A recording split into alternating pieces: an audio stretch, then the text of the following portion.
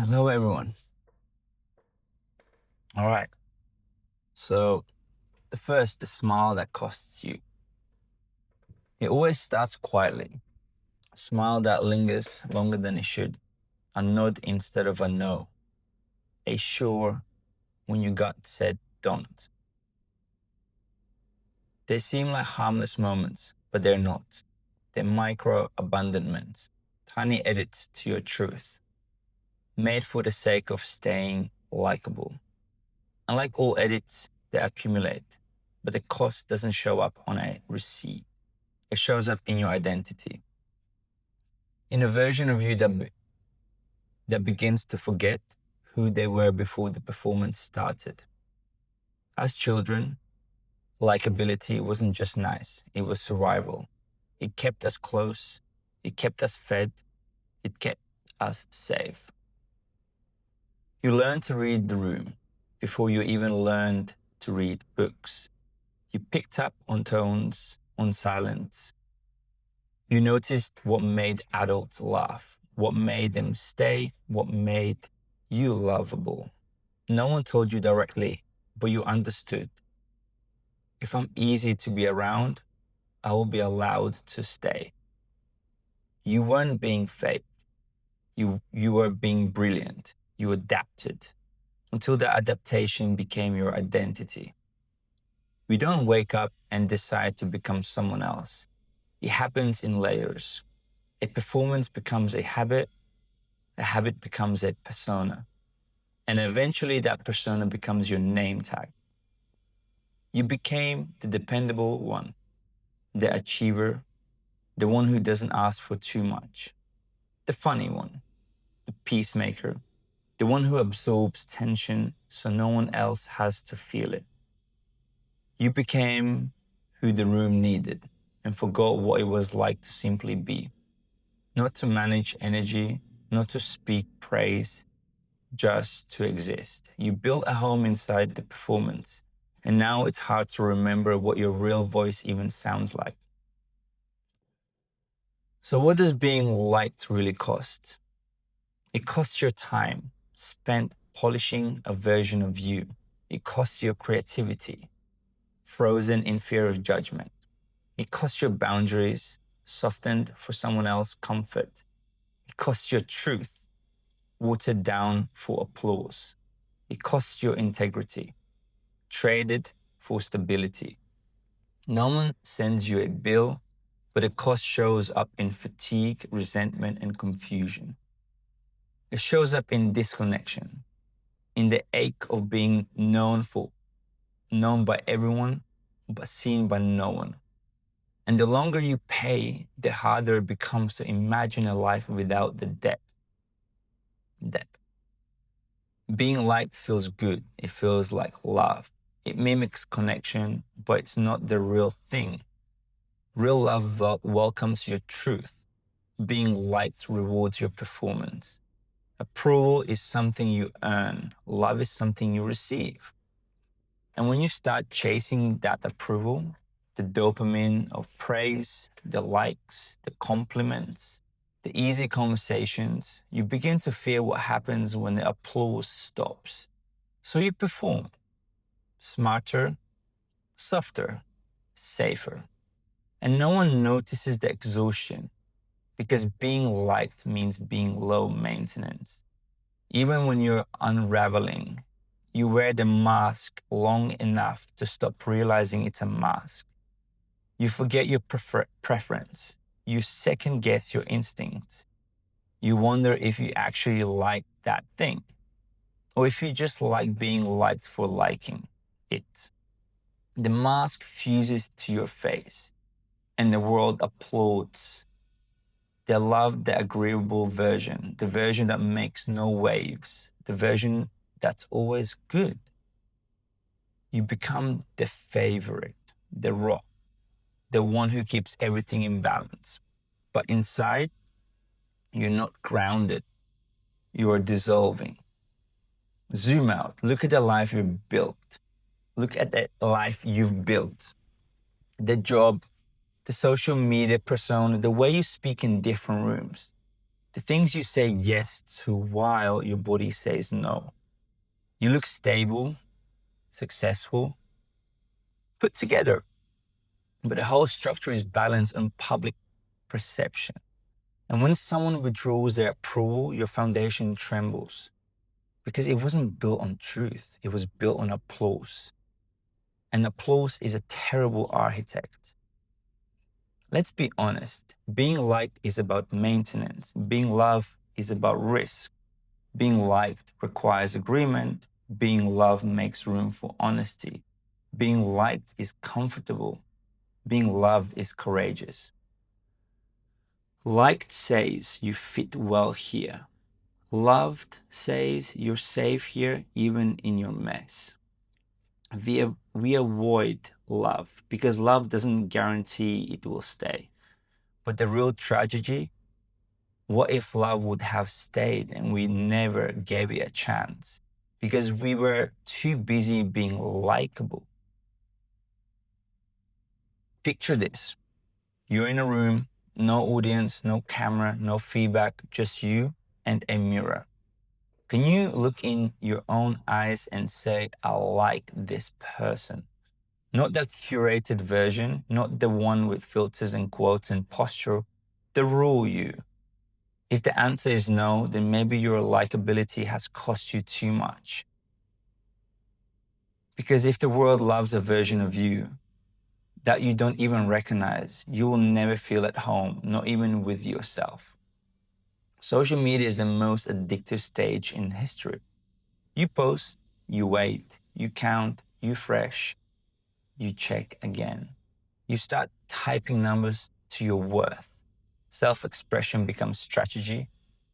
Presence becomes product. Becoming becomes branding. You don't share to express anymore, you share to perform. Not for real connections, but to strangers you'll never meet and algorithms that don't love you back. And in a process, you forget how to be unseen and still enough. So what replaces likability when you let it go? Silence, the kind that doesn't demand a justification. Sovereignty, an inner knowing that your approval is enough. Truth, not performance truth, but quiet, grounded, I can sleep at night truth. It's the easy of saying no without over-explaining.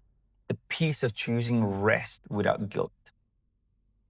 The power of saying this is who I am and not everyone has to clap. You don't reclaim yourself in a dramatic moment. You reclaim yourself through whispers. A boundary you don't bend, and yes, you delay. A message you don't send just to be liked. A breath you take before speaking. You come back to yourself one small choice at a time. You don't need to burn it all down. You just need to stop crossing bridges that led you further away from who you are. Here's a hard but freeing truth. Some people will never understand the real you. Let them. Let them believe the old version was the real one. Let them call you difficult. Let them say you've changed. You don't need to edit yourself for every room. You don't need to manage every perception. Let them misunderstand and keep going. Mistake that. Because when performance ends, the right people begin to arrive. The people who love the unfiltered you, people who welcome your boundaries, people who don't flinch when you're honest. And when you meet them, you realize you never needed to be liked by everyone. You just needed to be known by the right ones. Being whole isn't about being liked by the most people. It's about being honest with yourself. It's not about being popular. It's about being rooted. It's not about being smooth. It's about being real. And when you stop chasing admiration, you start building respect, especially the kind you give yourself.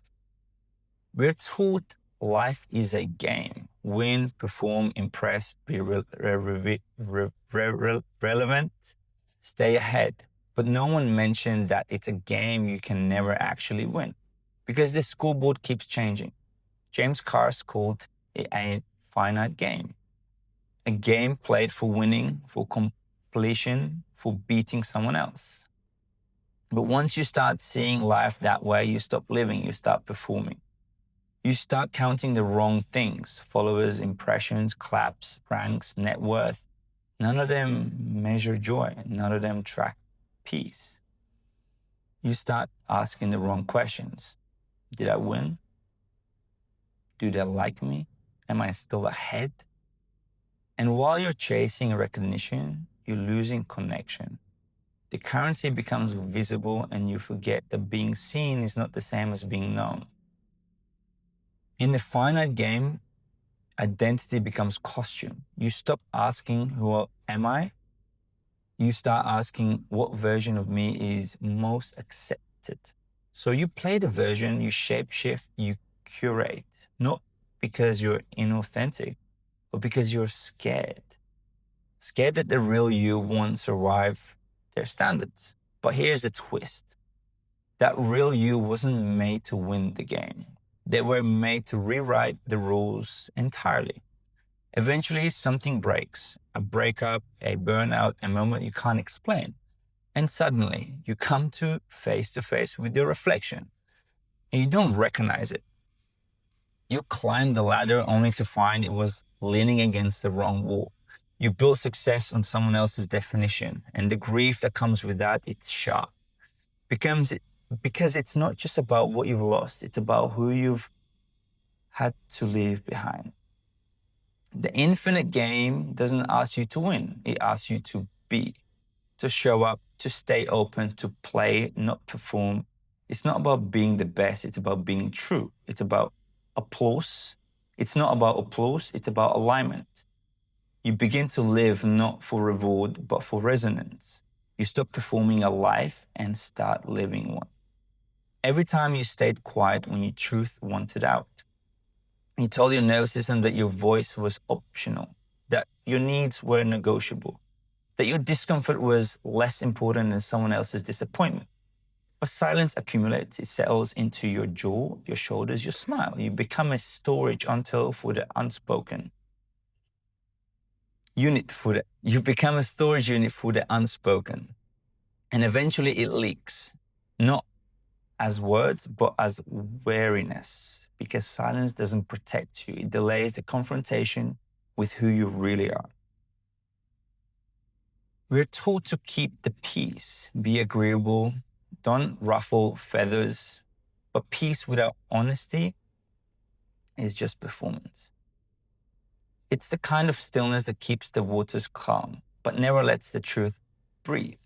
Real peace, it demands honesty, it invites discomfort, it requires boundaries. But when you're addicted to harmony, truth feels violent. Disagreement feels dangerous. Boundaries feel like betrayal. You think you are perceiving connection, but you're really just avoiding yourself. People pleasing isn't about politeness, it's about survival. It's the body saying, if I make myself agreeable, I will stay safe. This isn't a mindset issue, it's a nervous system pattern. You learn that being easy kept you love, that saying yes kept things smooth, that nodding along avoided rupture. You weren't weak, you were smart back then. But now, that pattern protects the connection while killing the authenticity. Because when your yes isn't true and your no never leaves your mouth, you become a stranger to yourself. Kindness isn't the issue, compulsion is. And until your nervous system feels safe expressing truth, you will keep performing love instead of receiving it. You try to be it all: supportive, smart, funny, calm, strong, charming, soothing. You become everyone's emotional furniture, something to lean on, something that doesn't move. The world keeps clapping, so you assume it must be working. But underneath the applause, you're drowning because you have outsourced your energy to the emotions of every room you walk into. You're not living, you're managing impressions. And burnout doesn't always look like collapse. Sometimes it looks like smiling while empty, functioning while numb, helping while hollow. You weren't built to be everything, you were built to be you. Truth doesn't always reward you immediately. Sometimes it costs you connection, comfort, applause. But over time, truth gives you something applause never can. Peace. Not temporary relief, not public approval. The peace that comes from knowing your yes is honest, your no is clean, and your silence is not hiding something. It's just silence. That's integrity. It doesn't sparkle, but it holds, and it builds a life you don't need to recover from. Wholeness doesn't always feel exciting. It feels solid, still steady. It looks like you're saying what you mean, even if it's unpopular. It looks like choosing rest without earning it first. It looks like not explaining your no to people who never earned your yes. Wholeness is a room inside yourself where you don't need permission to exist. It doesn't ask for applause, it just asks for honesty. And that's enough. What doesn't exist, the performance? What does existing the performance look like? It's not dramatic, it's not loud. It's skipping the text you've normally sent to smooth things over. It's leaving a pause instead of a justification. It's holding your no without packaging it in apology. It's letting your body relax because it no longer needs to charm the room. It's one honest decision at a time. The stage gets quieter, but your life gets louder. And that's the trade that matters. There are signs you're coming home to yourself. You say, I don't know, and don't flinch. You rest without guilt. You stop explaining your boundaries. You feel less shame around your limits. You let people misunderstand you and stay kind anyway. You don't shimmer with approval anymore. You glow from within. And sure, people may say you've changed, but they're only noticing that you've stopped performing for them and started living for yourself. This isn't a switch, it's a practice, a returning, a remembering, a homecoming. There will be days you forget, days you slip, moments when the old applause feels tempting. But now you know too much. You know what the mask feels like. You know how it silences. You know how it pinches behind your eyes and in your spine and in the places that ache when no one's watching. And most importantly, you know how to take it off. Not all at once, not perfectly, but slowly. Breathe by breath by breath. Until one day you realize you don't need the stage at all because you've built something better, a life that doesn't need performance to be worthy. This is the part they don't teach. Unmasking isn't glamorous. It's not a single moment of revelation. It's dozens of small, awkward choices. I'm saying I'm tired when you used to say no worries.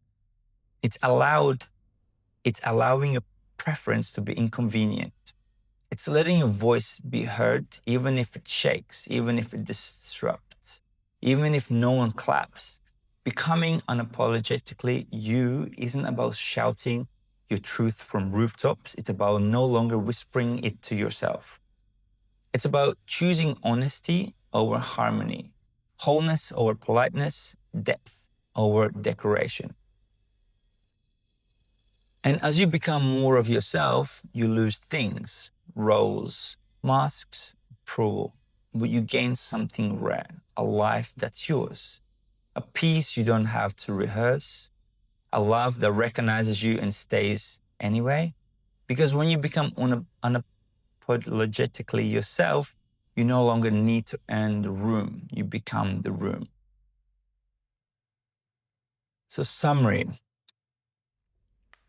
This wasn't just about people pleasing, it's about identity or silence or social. It wasn't about identity or silence or social media. It was about the erosion of truth and the slow remembering of it. It was about all the small ways you've handed away your authenticity in exchange for being palatable. And now, maybe for the first time in a long time, you're not looking out there for validation. You're looking inwards and you're finding someone worth knowing. So there's few actions I want you to maybe start taking. This idea or this text and script really resonated me like way before without knowing the book I read about this particular topic, which is called The Finite and Infinite Games by James Carsey, that opened up a way of thinking and recognizing who I am in this play and who I can become and how can I work through this play. So it's a very, very amazing book that I read. So there's a few actions to take. So challenge for the week, or just simply things that you can implement whenever you feel like it. So list all the identities you've taken on to be liked. The easy one, the strong one, the fixer. And ask yourself, do these protect me or do they restrict me? Like, do I pretend to become certain person for certain group of friends? Or is this like part of me that actually enjoys being this, and I am aware that I am not just this role, I can become different roles in different scenarios. So break the pattern once, say no without softening, let message go unanswered, tell the truth you normally hide. Just be raw. If you don't want to go out, say you don't want to go out. If you don't want to hang around with someone, say you don't have time or you want to focus on yourself. So again, it could be anything from jobs, relationships, or your own things that you're trying to kind of like change around. And write your raw voice. Answer this unfiltered. Who am I without the performance? Don't overthink, just write, then read it out loud. So I actually use voice memos to keep up with my notes and ideas. I don't really write much, but I use these transcripts in my voice notes to create messages and wisdom to try and people understand more about themselves and try and snap out of the certain roles that they're so engraved playing that we forget to play. So yeah, I always try and recognize myself. Like, what do I really want to do, and who am I really want to spend time with? Who can I help and who I can help, you know?